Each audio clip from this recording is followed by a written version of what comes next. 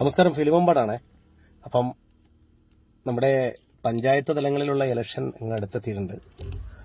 പോലീസിന്റെ യഥാ സമയങ്ങളിലുള്ള അറിയിപ്പുകളൊക്കെ നിങ്ങൾ പാലിച്ച് കൃത്യമായിട്ടും വോട്ട് ചെയ്യാനുള്ള സാഹചര്യങ്ങൾ നമ്മൾ ഉണ്ടാക്കുക, മറ്റുള്ളവർക്ക് ഉണ്ടാക്കി കൊടുക്കുക. പിന്നെ പ്രത്യേകിച്ച് എനിക്കൊരു അഭ്യർത്ഥന ഉള്ളത്, നമുക്കൊക്കെ റിമോട്ട് ഏരിയയിലൊക്കെ അധ്യാപകരൊക്കെ വരും ഇലക്ഷൻ ഡ്യൂട്ടിക്ക്, പോലീസുകാരൊക്കെ.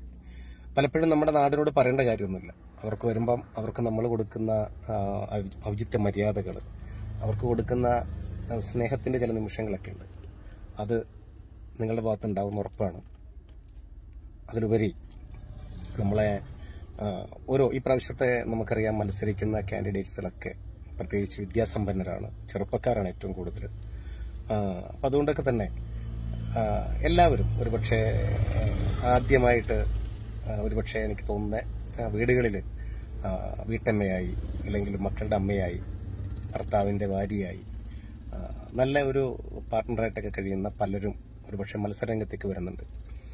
അവരൊക്കെ അവർക്കൊക്കെ അനുഭവ സമ്പത്തൊക്കെ കുറവാകാം. ഒരുപക്ഷെ അവരൊക്കെ ജയിച്ചു വരുമ്പോൾ ഒരുപക്ഷെ അവർക്ക് ഉള്ള ഒരു തട്ടകം, അതായത് ഇതൊരാദ്യ ഇതാണ് എന്നൊക്കെ കരുതി നമ്മളൊക്കെ അവർക്ക് മാക്സിമം എല്ലാവരും അവിടെ പാർട്ടി നോക്കാതെ, അവിടെ മറ്റൊന്നും നോക്കാതെ അവർക്ക് എല്ലാവിധ സാഹചര്യങ്ങളും പോസിറ്റീവായിട്ടുള്ളാകുന്ന സാഹചര്യങ്ങളെ സൃഷ്ടിച്ചു കൊടുക്കണേ എന്നൊരു അഭ്യർത്ഥനയാണ്.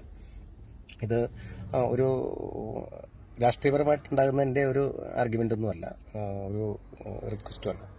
ഒരു മനുഷ്യത്വപരമായ രീതിയിൽ നമുക്ക് ഇതിനെയൊക്കെ കണ്ടാൽ എനിക്ക് തോന്നുന്നത് ഈ കൊച്ചു കേരളം, ദൈവത്തിൻ്റെ നാട്, ഒരുപക്ഷെ വിദ്യാസമ്പന്നരായ ഒരുപാട് നമ്മുടെ ഗ്രാമദേശങ്ങളിൽ നമ്മുടെ മെമ്പർമാർക്കൊക്കെ, നമ്മുടെ കൗൺസിലർമാർക്കൊക്കെ അവർക്ക് പ്രവൃത്തിയെടുക്കാൻ പറ്റുന്ന ഉറപ്പുണ്ട്. വളയിട്ട കൈകൾ ഇനി ഒരുപക്ഷെ ഭരണശിലാ കേന്ദ്രങ്ങളിലെ പാവപ്പെട്ടവൻ്റെയും അതുതന്നെ പാർശ്വവൽക്കരിക്കപ്പെട്ടവൻ്റെ ഒക്കെ ഹൃദയാന്തരങ്ങളിലെ വേദനകൾ കണ്ട് അറിഞ്ഞ് അത് ഉന്നതങ്ങളിലേക്ക് അറിയിക്കാനും അവർക്ക് വേണ്ടതൊക്കെ ചെയ്തു കൊടുക്കാനും കടന്നു വരുന്ന സഹോദരി സഹോദരന്മാരുടെ ഒരു മത്സര ഇടമാണ് ഇനി വരാൻ പോകുന്നത്. ആ മത്സര ഇനം ഈ വരുന്ന 14-ാം തീയതി മലപ്പുറത്തിൻ്റെ മണ്ണിൽ, പ്രത്യേകിച്ച് നമ്മുടെ കേരളത്തിൻ്റെ ഈ മേഖലകളിലൊക്കെ, മലയോര മേഖലയിലൊക്കെ നടക്കുകയാണ്. അവിടെയൊക്കെ നമുക്ക് മനസ്സുകൊണ്ടൊരുങ്ങാം.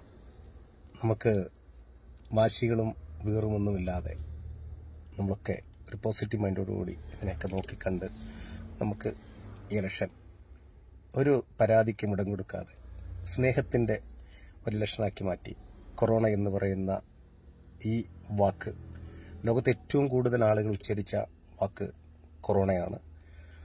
ഈ കോവിഡ്, ഈ സോഷ്യൽ ഡിസ്റ്റൻസ്, ഈ സാമൂഹ്യ അകലം, ഇതെല്ലാം നമ്മൾ കേട്ട് അല്ലേ, നമുക്ക് വല്ലാത്ത ഇതിനോടൊക്കെ ഒരു എതിർപ്പ് തോന്നി തുടങ്ങിയിട്ടുണ്ട്.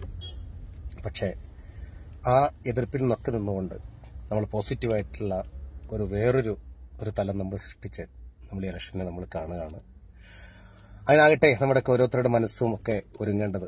വെറുതെ ഇങ്ങനെ തോന്നിയപ്പം എന്തെങ്കിലും പറയണമെന്ന് തോന്നി പറഞ്ഞതാണ്. കുറച്ച് നാളായി പേജിൽ വന്നിട്ട് പ്രത്യേകിച്ച് പറയാൻ ഏറെ ഉണ്ടായിരുന്നു. പക്ഷേ ചില തിരക്കുകളും ഡ്യൂട്ടിയും കാരണം കുറച്ച് ദിവസങ്ങളായിട്ട് ഫിലിമമ്പാടം എൻ്റെ പേജിൽ വരാൻ കഴിഞ്ഞില്ല.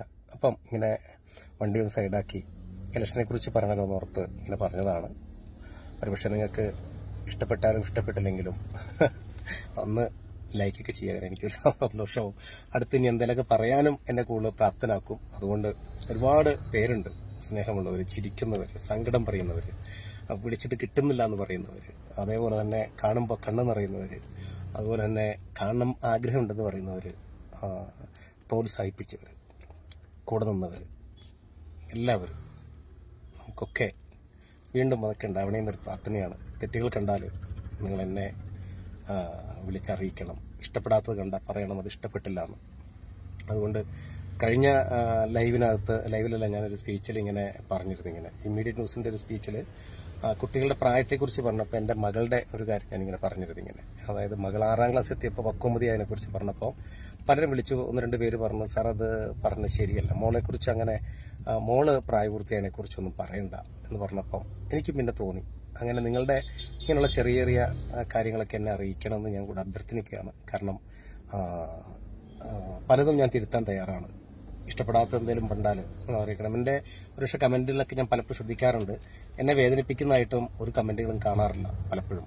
അങ്ങനെ കണ്ടാൽ തന്നെ എനിക്ക് ഭയങ്കര വേദനയാവും. ഞാൻ വിളിക്കും ചെയ്യും, ഞാൻ എന്തെങ്കിലും തിരുത്തം എന്നൊക്കെ അവരോട് ചോദിക്കാറുണ്ട് പലപ്പോഴും. അങ്ങനെ വലിയ തലക്കറൊന്നുമില്ല, നിങ്ങൾ പറഞ്ഞാൽ മതി. നിങ്ങൾ ഒന്ന് പേടിപ്പിച്ചാൽ പേടിക്കുന്ന ആൾ തന്നെയാണ് ഞാൻ. അപ്പോൾ നമുക്ക് എന്തിനായാലും കുറച്ചു കാലം നമ്മളിവിടെ ജീവിച്ചിരിക്കുള്ളൂ. ആ ജീവിച്ചിരിക്കുന്ന കാലം ഇങ്ങനെ ചിരിച്ച് ഹായ് പറഞ്ഞൊക്കെ പോകണം.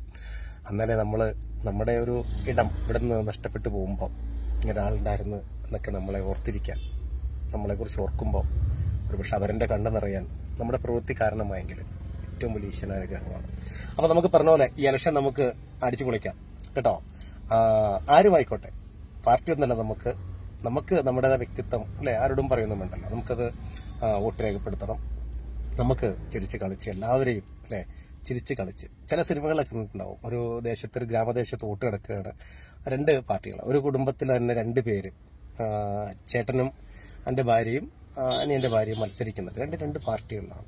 എന്നിട്ട് രസകരമായ രീതിയിൽ അവരൊന്നിച്ചു വരുന്നു, മത്സരിക്കുന്നു, വെറും വാശിയോടുകൂടി അവിടെ നടക്കുന്നു. അങ്ങനെ അനിയന്റെ ഭാര്യ വിജയിക്കുന്നു, ചേട്ടന്റെ ഭാര്യ പരാജയപ്പെടുന്നു. എന്നിട്ട് പിന്നെ വീടിന്റെ അടുക്കളയിരുന്നുകൊണ്ട് എന്നും ഈ വാദപ്രതിവാദങ്ങളും അവിടുത്തെ ഇങ്ങനെ ചെയ്യണം അങ്ങനെ ചെയ്യണം, ചേട്ടത്തിയമ്മ ബിരുദധാരിയാണ് പറഞ്ഞു കൊടുക്കുന്നൊക്കെ സുന്ദരമായ ആ കന്നഡ ചിത്രം എനിക്ക് ഓർമ്മ വരുന്നത് അല്ലേ, ലയമന്തൂർ എന്ന് പറയുന്ന ചിത്രം എനിക്ക് ഓർമ്മ വരുന്നത്.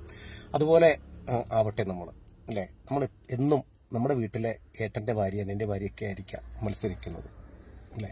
ഒക്കെ ചേർത്ത് പിടിക്കാൻ നമുക്കൊക്കെ ഓരോരുത്തരും സാധിക്കട്ടെ.